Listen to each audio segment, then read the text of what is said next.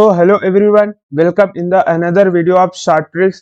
तो आज के वीडियो में हम लोग बात करेंगे स्ट्रेंथ ऑफ न्यूक्लियोफाइल यानी कि न्यूक्लियोफाइल्स की स्टेबिलिटी के बारे में। न्यूक्लियोफाइल्स के क्वेश्चंस हर बार जेईई मेंस और नीट के एग्जाम्स में पूछे जाते हैं। तो देखिए, थोड़ा हम डिफिनेशन बता देते हैं, उसके बाद हम ट्रिक्स पर चलेंगे और खूब सारे एग्जाम्पल्स देखेंगे। होगा क्या, बेसिकली अगर किसी एटम के पास इलेक्ट्रॉन की डोनेटिंग टेंडेंसी जितनी ज्यादा होगी वो उतना अच्छा न्यूक्लियोफाइल होगा। और देखिए, न्यूक्लियोफाइल और बेस में आप कंफ्यूज मत होइएगा। बेस में क्या होता है, बेस में इलेक्ट्रॉन की एक्सेप्टिंग टेंडेंसी होती है, जबकि न्यूक्लियोफाइल्स में क्या होता है, इलेक्ट्रॉन की डोनेटिंग टेंडेंसी होती है। आप इसमें कंफ्यूज मत होइएगा, ठीक है। अब आइए बात करते हैं ट्रिक्स के ऊपर। देखिए, सबसे पहले केस वन, अगर हम पीरियोडिक टेबल में टॉप टू बॉटम जाएंगे तो हमारे पास दो कंडीशन होगी, या तो पोलर प्रोटिक सॉल्वेंट होगा या पोलर अप्रोटिक सॉल्वेंट। सॉल्वेंट्स का वीडियो का लिंक आपको डिस्क्रिप्शन में मिल जाएगा। देखिए, अगर पोलर प्रोटिक सॉल्वेंट है तो न्यूक्लियोफाइल की जो स्ट्रेंथ होगी वो डायरेक्टली प्रोपोर्शनल टू साइज की होगी, यानी जिसका जितना ज्यादा साइज होगा वो उतना ज्यादा न्यूक्लियोफाइल की डोनेटिंग टेंडेंसी उसकी होगी। पोलर प्रोटिक सॉल्वेंट्स में मैं बात कर रहा हूँ। अब जैसे ये एग्जांपल दिया हुआ है, देखिए, और हमारे पास सॉल्वेंट जो दे रखा है वो पोलर प्रोटिक है। अगर पोलर प्रोटिक सॉल्वेंट है तो न्यूक्लियोफाइल किसके डायरेक्टली प्रोपोर्शनल होगा, साइज के। तो साइज किसका ज्यादा होगा, आयोडीन का, फिर उसके बाद ब्रोमीन का क्लोरीन से ज्यादा होगा। और यहाँ पर ये हमारे पास क्या हो गई, न्यूक्लियोफिलिक स्ट्रेंथ हो गई। अब जैसे इस एग्जांपल में देखिए, यहाँ पर फिनाइल ऑक्सीजन है, यहाँ पर फिनाइल सल्फर है। ये ऑक्सीजन है और सल्फर है, देखिए सेम ग्रुप के एलिमेंट है। पीरियोडिक टेबल में हम टॉप टू बॉटम जा रहे हैं, तो सल्फर का जो साइज होगा वो ऑक्सीजन से ज्यादा बड़ा होगा। पोलर प्रोटिक सॉल्वेंट है तो ये न्यूक्लियोफिलिक स्ट्रेंथ इसकी ज्यादा होगी। अब देखिए, हम दूसरे केस के बारे में बात करते हैं। अगर पोलर अप्रोटिक सॉल्वेंट है तो क्या होता है, न्यूक्लियोफाइल की स्ट्रेंथ होती है वो बेस स्ट्रेंथ के डायरेक्टली प्रोपोर्शनल होती है, यानी बेस स्ट्रेंथ के डायरेक्टली प्रोपोर्शनल होगी। और बेस स्ट्रेंथ क्या होती है, टॉप टू बॉटम जाने पर base strength inversely proportional to size होती है। यानी अगर पोलर प्रोटिक सॉल्वेंट होगा तो न्यूक्लियोफिलिक स्ट्रेंथ साइज के डायरेक्टली प्रोपोर्शनल होगी, और पोलर अप्रोटिक सॉल्वेंट होगा तो न्यूक्लियोफिलिसिटी क्या होगी, साइज के इनवर्स प्रोपोर्शनल होगी। अब जैसे ये एग्जांपल दिया हुआ है, इसमें देखिए फ्लोरीन है, क्लोरीन है, ब्रोमीन है, आयोडीन है, सारे सेम ग्रुप के एलिमेंट है और हम पीरियोडिक टेबल में टॉप टू बॉटम जा रहे हैं, तो साइज के रिवर्स प्रोपोर्शनल होगी। तो ये क्या होगा, फ्लोरीन की न्यूक्लियोफिलिसिटी सबसे ज्यादा होगी, देन क्लोरीन की, देन ब्रोमीन की, एंड देन आयोडीन की सबसे ज्यादा होगी। देखिए, ऑक्सीजन और सल्फर सेम ग्रुप के हैं, top to bottom periodic table में जा रहे हैं, तो ऑक्सीजन का जो साइज होगा वो सल्फर से कम होगा, तो क्या होगा, ये सबसे ज्यादा न्यूक्लियोफिलिक कैरेक्टर शो करेगा in case of polar aprotic solvent. अब देखिए केस टू, अगर पीरियोडिक टेबल में हम लेफ्ट टू राइट जा रहे हो, लेफ्ट टू राइट जाने पर क्या होता है, जो इलेक्ट्रोनिगेटिविटी होती है वो इंक्रीज करती है, ठीक है। एक मोर इलेक्ट्रोनिगेटिव एटम क्या चाहेगा कि वो अपने पास निगेटिव चार्ज को सस्टेन करना चाहेगा। और जबकि न्यूक्लियोफिलिसिटी की डिफिनेशन क्या बोलती है कि जो एटम जितना ज्यादा मोर डोनेटिंग इलेक्ट्रॉन होगा वो सबसे ज्यादा होगा। तो हम अगर पीरियोडिक टेबल में इधर जाएंगे तो इलेक्ट्रोनिगेटिविटी क्या होती है, इंक्रीज होगी, और मोर इलेक्ट्रोनिगेटिव एटम चाहेगा कि उसे इलेक्ट्रॉन कम डोनेट करना पड़े। अगर लेफ्ट टू राइट हम पीरियोडिक टेबल में जाएंगे तो जो न्यूक्लियोफिलिसिटी होगी इनवर्स प्रोपोर्शनल टू साइज होगी, या फिर इनवर्स प्रोपोर्शनल टू इलेक्ट्रोनिगेटिविटी होगी, या फिर inverse proportional to percentage of his character होगी, ठीक है।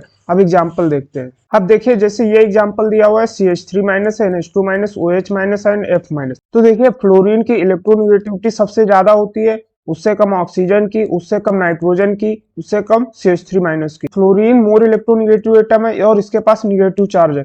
मोर इलेक्ट्रोनिगेटिव एटम क्या चाहेगा कि उसको इलेक्ट्रॉन कम डोनेट करना पड़े, वो अपने पास निगेटिव चार्ज को रखना चाहेगा। तो अगर रखना चाहेगा तो ये डोनेट कम कर पाएगा, तो जितना कम डोनेट कर पाएगा वो न्यूक्लियोफिलिसिटी उसकी उतनी कम होगी। सेम केस इसमें देखें तो CH3- सबसे कम इलेक्ट्रोनिगेटिव है, तो ये क्या चाहेगा, जल्दी इलेक्ट्रॉन को डोनेट कर देगा, जल्दी इलेक्ट्रॉन को डोनेट कर देगा, न्यूक्लियोफिलिसिटी सबसे ज्यादा होगी। तो क्या होगा, CH3- सबसे ज्यादा होगा, देन NH2- होगा, एंड देन OH- होगा, एंड देन फ्लोरीन- की न्यूक्लियोफिलिसिटी ऑर्डर होगा। इसमें देखिए C- है, ये क्या है, इसका हाइब्रिडाइजेशन sp है, इसका sp2 होगा, और इसका क्या होगा, sp3। तो इसमें परसेंटेज ऑफ एस करेक्टर ज्यादा है तो इसकी इलेक्ट्रोनिगेटिविटी ज्यादा होगी। परसेंटेज ऑफ एस करेक्टर कम है तो इसको इलेक्ट्रोनिगेटिविटी थोड़ी कम होगी, और इसमें sp3 है तो इसकी इलेक्ट्रोनिगेटिविटी सबसे कम होगी। तो न्यूक्लियोफिलिक स्ट्रेंथ क्या होगी कि sp3 की सबसे ज्यादा होगी, देन sp2 की, एंड देन sp की। तो ये हमारा क्या हो जाएगा, न्यूक्लियोफिलिसिटी का ऑर्डर हो जाएगा। अब बात करते हैं केस 3 के बारे में। अगर डोनेटिंग एटम सेम लगे हुए हैं, जैसे ये एग्जांपल दिया है, इसमें देखिए जो इलेक्ट्रॉन को डोनेट करेगा वो ऑक्सीजन एटम होगा, इसके पास लोन पेयर इलेक्ट्रॉन, ठीक है। तो इसमें भी ऑक्सीजन एटम इलेक्ट्रॉन्स को डोनेट करेगा। तो अगर डोनेटिंग एटम सेम है तो जो न्यूक्लियोफिलिसिटी होगी वो क्या होगी, directly proportional to base strength, यानी बेस स्ट्रेंथ के डायरेक्टली प्रोपोर्शनल होगी, ठीक है। इसमें देखिए ऑक्सीजन है, इसमें नो रिजोनेंस है, इसमें कोई रिजोनेंस नहीं हो रहा है, जबकि इसमें क्या हो रहा है, रिजोनेंस हो रहा है। नो रिजोनेंस की ज्यादा होगी तो न्यूक्लियोफिलिसिटी भी किसकी ज्यादा होगी, ए वाले की ज्यादा होगी एज कंपेयर टू बी। अब जैसे ये एग्जांपल दिया हो, इसमें देखिए डोनेटिंग एटम ऑक्सीजन होगा, इसमें भी डोनेटिंग एटम ऑक्सीजन होगा, तो इसका डोनेटिंग एटम सेम है तो हम क्या देखेंगे, बेस स्ट्रेंथ।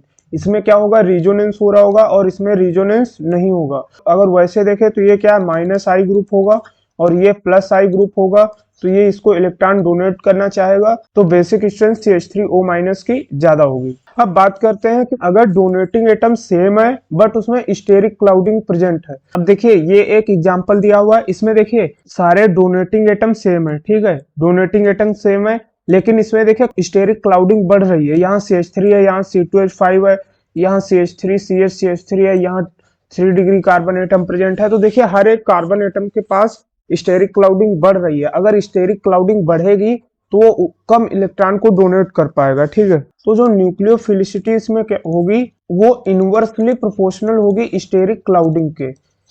तो इसमें देखिए सबसे ज्यादा स्टेरिक क्लाउडिंग इस वाले में है, फिर इसमें, फिर इसमें, फिर इसमें, तो सबसे ज्यादा किसकी होगी, न्यूक्लियोफिलिसिटी CH3O माइनस की, देन दिस एंड देन इसकी सबसे ज्यादा होगी। अब देखिए जैसे ये एग्जांपल दिया हो, इसमें देखिए नाइट्रोजन डोनेटिंग एटम होगा, इसमें भी नाइट्रोजन डोनेटिंग एटम होगा, इसमें भी नाइट्रोजन डोनेटिंग एटम होगा। तो अगर डोनेटिंग एटम सेम है तो क्या होगा, स्टेरिक क्लाउडिंग इसमें कम है, इसमें ज्यादा है, और इसमें बहुत ज्यादा है, तो न्यूक्लियोफिलिसिटी सबसे ज्यादा इसकी होगी, देन इसकी न्यूक्लियोफिलिसिटी सबसे ज्यादा होगी। अब बात करते हैं कॉन्जुगेट बेस और उसके एसिड की। तो जो न्यूक्लियोफिलिसिटी होती है वो हमेशा कॉन्जुगेट बेस की ज्यादा होती है एज कंपेयर टू एसिड, यानी उसके कॉन्जुगेट बेस की ज्यादा होगी एज कंपेयर टू एसिड। जैसे ये एग्जांपल दिया हुआ है, इसमें देखिए यहाँ पर CH3OH है, जबकि यहाँ पर क्या है, CH3O माइनस है, ये क्या है, एसिड है, ये उसका कॉन्जुगेट बेस है।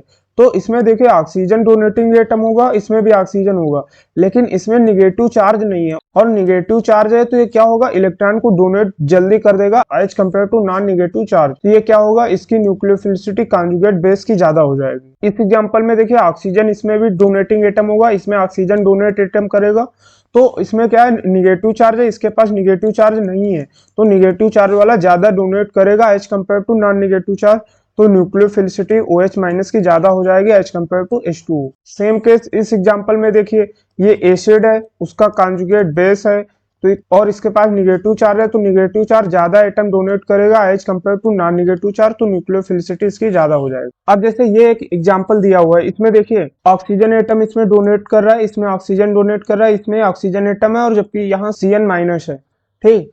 तो इसमें देखिए रिजोनेंस हो रहा है, इसमें रिजोनेंस हो रहा है, इसमें भी इक्विवेलेंट रिजोनेंस हो रहा है, ठीक, और इसमें रिजोनेंस नहीं हो रहा है, और इसमें भी रिजोनेंस की कोई कंडीशन नहीं होगी। देखिए डोनेटिंग एटम सेम है, तो अगर डोनेटिंग एटम सेम है तो बेस स्ट्रेंथ के इनवर्सली प्रोपोर्शनल न्यूक्लियोफिलिसिटी होगी, तो इसमें ज्यादा रिजोनेंस हो रहा है तो सबसे लास्ट में तो फोर्थ आएगा, ठीक, और इसमें भी रिजोनेंस हो रहा है, तो ये लेकिन इसमें 1 टाइम रिजोनेंस हो रहा है, लेकिन इसमें 2 टाइम्स रिजोनेंस हो रहा है, तो ये क्या होगा, ये उसके पहले आ जाएगा। अब हम फर्स्ट, सेकंड एंड थर्ड में बात करेंगे। देखिए सेकंड में ऑक्सीजन डोनेटिंग एटम है, इसमें CN माइनस डोनेटिंग एटम है, लेकिन इसमें है क्या, ये CH3 है, CH3 जो लगा है ये प्लस आई ग्रुप है, जबकि CN माइनस क्या है, स्ट्रॉन्ग माइनस आई ग्रुप होता है। अगर इसमें कोई दूसरा एटम यहाँ अटैच होता तो हम देखते, लेकिन ये ओनली CN माइनस है, तो इसका ये स्ट्रॉन्ग माइनस आई ग्रुप शो करेगा। अगर स्ट्रॉन्ग माइनस आई ग्रुप है और ये प्लस आई ग्रुप है, तो ये क्या करे, जल्दी इलेक्ट्रॉन डोनेट करेगा, तो फर्स्ट सेकंड की सबसे ज्यादा होगी, देन थर्ड की होगी, ठीक है। आई होप कि ये एग्जांपल आपको समझ में आ गया होगा, ये इसका न्यूक्लियोफिलिसिटी ऑर्डर होगा। अब जैसे इस एग्जांपल में देखिए, पहले हम इन दो एग्जांपल्स को कंपेयर करेंगे। इसमें NH2 है और इसमें OH डोनेटिंग ग्रुप होगा, तो हम पहले क्या बोले थे कि अगर पीरियोडिक टेबल में लेफ्ट टू राइट जाएंगे, लेस इलेक्ट्रोनेगेटिव ज्यादा न्यूक्लियोफाइल शो करेगा, तो इन दोनों में तो R NH2 ज्यादा शो करेगा, अब देखिए हम इन दोनों को अगर कंपेयर करें तो इसमें क्या होगा कि इसमें ऑक्सीजन एटम डोनेट कर रहा है, इसमें भी oxygen atom same donating atom है, तो बेस स्ट्रेंथ के डायरेक्टली प्रोपोर्शनल न्यूक्लियोफिलिसिटी होगी, तो इसमें रिजोनेंस होगा, इसमें नहीं होगा। तो इस वाले में CH3O- ज्यादा न्यूक्लियोफाइल होगा। अब अगर हम इन दोनों एग्जांपल्स को कंपेयर करें, अब देखिए ये क्या है, इसमें निगेटिव चार्ज नहीं लगा हुआ है जबकि इसमें निगेटिव चार्ज है, तो ये क्या होगा, CH3O- ज्यादा न्यूक्लियोफिलिक होगा एज कंपेयर टू RNH2 के। ओके, अगर आपको वीडियो अच्छा लगा तो चैनल को सब्सक्राइब कर लीजिएगा और वीडियो को लाइक कीजिएगा, अपने दोस्तों के साथ जरूर शेयर कीजिएगा।